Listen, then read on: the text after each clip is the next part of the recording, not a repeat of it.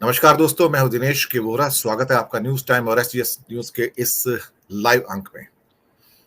दोस्तों, state of nation की series के अंतर्गत आज जो मेहमान हमारे साथ हैं, हिंदुस्तान नहीं पूरे विश्व का जाना पहचाना चेहरा, विद्वानों में विद्वान, एक ऐसे शख्स जो नर्मदा के प्रोजेक्ट को उसकी प्रारंभ से अंत तक लेकर आए गुजरात के अंदर। जी हाँ, और जो स्वयं एक बड़े मंत्री भी रहे हैं, बड़े क्या कहते हैं कि पदों पर रहे हैं, व्यवस्था को बहुत नजदीक से देखा है। और हाँ, आईआईटी बॉम्बे के one of the earliest graduates में से एक, जी हाँ, डॉक्टर जय नारायण व्यास जी गुजरात से आज हमारे साथ हैं। सर, स्वागत है आपका। सौभाग्य हमारा जी कि आप न्यूज नमस्कार। डॉक्टर साहब, देश में बहुत कुछ ऐसा घटित हो रहा है जो विचलित कर देने वाला है। परंपराएं और मर्यादाएं तोड़ी जा रही हैं, संस्कार विहीनता चारों तरफ देखी जा रही है। एक चुनौती दी जा रही है एक व्यक्ति के द्वारा कि मैं जो मेरा मन चाहता है वो करूंगा, आपसे जो बन पड़ता हो कर लो। ये सिर्फ भारत के लोकतंत्र को चुनौती नहीं है, भारत के अस्तित्व को भी चुनौती है, भारत की मर्यादाएं और परंपराओं को भी चुनौती है। स्टेट ऑफ नेशन में भारत में घट रही घटनाओं के ऊपर हम बात करेंगे डॉक्टर जय नारायण व्यास जी से। लेकिन एक पहली आज की खबर, बहुत इंपॉर्टेंट खबर, हमारे आर्मी के चीफ सीडीएस अनिल चौहान साहब, वो कहते हैं कि डेपसोंग और डैमचौक के अलावा बाकी सभी जगह चीन से हमने वापस ली हैं। लंबा स्टेटमेंट आया उनका, जिसमें उन्होंने कहा कि जिन जिन जगहों पर पिछले कुछ वर्षों में चीन ने हमारी जमीन हथिया ली थी, उनमें से अधिकतर वापस ले ली गई हैं, या रादर टॉकिंग टेबल के ऊपर जाकर ली गई हैं, जहां पे समझौते हुए हैं। और कई जगह जो ग्रेजिंग ग्राउंड्स हैं उनको एक तरह से हमने सरेंडर किया है। लेकिन डेमचौक और डेपसोंग, ये दो जगह विशेष हैं। इनका एडमिशन आया है कि डेपसोंग और डेमचौक ये अभी भी चीन के कब्जे में है, इन्हें वापस लेना बाकी है। डॉक्टर साहब, क्या प्रधानमंत्री ने जब कहा था कि हमारी 1 इंच जमीन भी किसी के कब्जे में नहीं है, कोई भी हमारे क्षेत्र में घुसा नहीं है, क्या प्रधानमंत्री देश से सत्य नहीं बोल रहे थे? एक छोटी टिप्पणी चाहूंगा, फिर आगे चलेंगे। दिनेश जी, देखिए, सच्चाई छिप नहीं सकती बनावट के उसूलों से। ये तो बहुत जानी हुई रम्स है। तो कई प्रूफ थे। ऐसा भी नहीं कि जो लोग कहते थे कि चीन हमारी भूमि में आ चुका है, वो भी कई तथ्यों के आधार पे कहते थे। कोई सैटेलाइट पिक्चर्स थे और चीजें थी। और हमेशा संरक्षण मंत्री और प्रधानमंत्री जी ये कहते रहे कि नहीं, 1 स्क्वायर इंच भी जमीन हमारी चीन के पास नहीं है।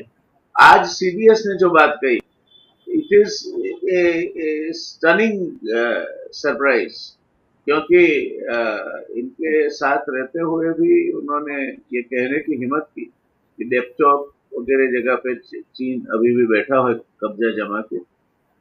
तो मैं मानता हूं कि कहीं ना कहीं सत्य तो आखिर बाहर आया है। यानी चीन, हम जानते थे और हमें कहा गया था इस तरह इस देश में कहीं भी वो दखल नहीं दे रहा था, वो बात में कोई तथ्य नहीं। बिल्कुल दुखद स्थिति है कि देश का प्रधानमंत्री हम देशवासियों के सामने जो सत्य परिस्थिति थी उसको शायद सामने नहीं रख रहे थे। क्या कहूं इसके ऊपर, विशेष चर्चाएं होंगी इस विषय के ऊपर, और डिटेल्स आएंगे तो हम बात करेंगे। ये होनी चाहिए, मगर हम अब चर्चाओं के मंजर से हट चुके हैं। चर्चा होती ही नहीं। पार्लियामेंट में अब चर्चा करने का प्रयत्न करो तो पार्लियामेंट में नहीं होती है। मीडिया पूरी बिक चुकी है, मीडिया में नहीं होती है। अब चर्चा होगी तो होगी कहाँ? ये भी जो सीडीएस ने कहा, मैं मानता हूँ कि मीडिया में जो उनका कंजेनियल इंफॉर्मेशन है उतना ही ट्रैवल करेगा, जो नहीं है वो नहीं करेगा। तो चर्चा होनी ही चाहिए। और देश को पार्लियामेंट के जरिए जानने का अधिकार है कि सत्य क्या है। और अगर हम ये कहते हैं तो एक तरह से हम चीन को क्लीन चिट भी दे देते हैं कि नहीं, आपने हमारा, चीन बात के ही कहेगा कि देखो, हिंदुस्तान के संसद में कहा गया है, प्रधानमंत्री खुद कहते हैं कि चीन ने हमारी 1 स्क्वायर इंच भी जमीन नहीं ली। और आज सीडीएस ने जो बात कही है वो उससे नॉर्थ साउथ वेरिएंट में है। तो ये मैं मानता हूँ बहुत गंभीर क्षति है। पार्लियामेंट ये लोकशाही का सर्वोत्कृष्ट सर्वोच्च मंदिर है।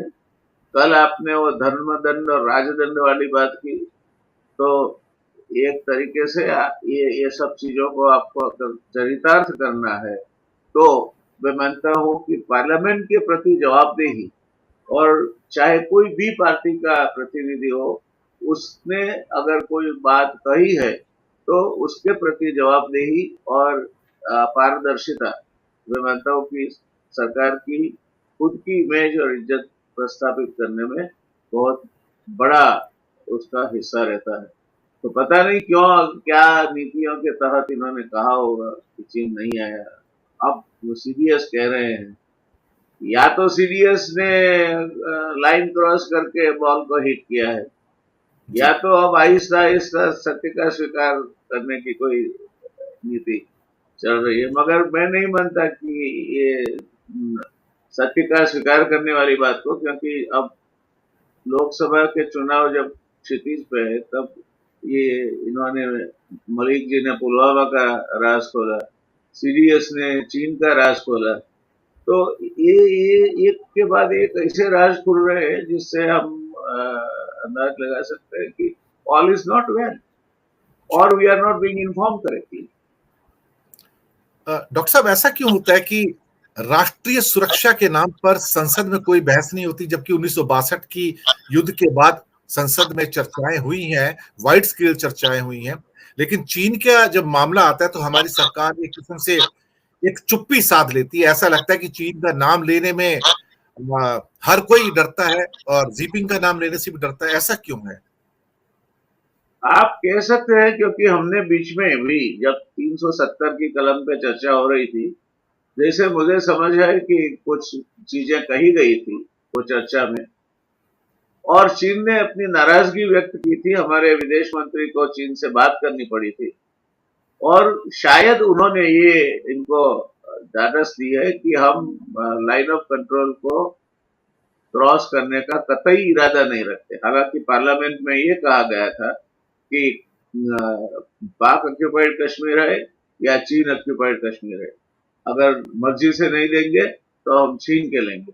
ये स्टेटमेंट बदलना पड़ा। तो मैं मानता हूं कि आज की परिस्थिति में let us face the fact, चीन एक महासत्ता के रूप में उभर चुका है, रशिया का करीब करीब अस्त हो चुका है। हम चीन और अमेरिका के बीच में सबसे बड़ा बफर है। तो मैं मानता हूं कि बहुत ज्यादा समय हम इस इन सब चीजों से कन्नी काटते रहे या कुछ न कुछ छिपाते रहे तो चलने वाला नहीं है। पार्लियामेंट में तो चर्चा होनी ही चाहिए, और जो भी तथ्य है, क्यों ना पार्लियामेंट की एक हाई लेवल 2 या 3 सभ्यों की समिति हो जो इस चीजों की चर्चा करे, गोपनीय है देश हित में। तो लेट दी ऑपोजिशन के 2 लीडर और रूलिंग पार्टी के 2 लीडर और एक किसी और को, आप रक्षा मंत्री को इसके चेयरमैन बना दीजिए। वैसे भी कंसल्टेटिव कमेटी तो होती है, मगर स्पेशल कमेटी जिसमें इस तरह की चर्चाएं हो, ताकि विपक्ष को भी पता चले कि क्या हो रहा है। तो हो सकता है, आपको अगर आप मानते हैं कि ये जवाबदेही मेरी है तो ये हो सकता है, मगर प्रश्न है कि क्या आप मानते हैं आपकी ये जवाबदेही है? मुझे नहीं लगता।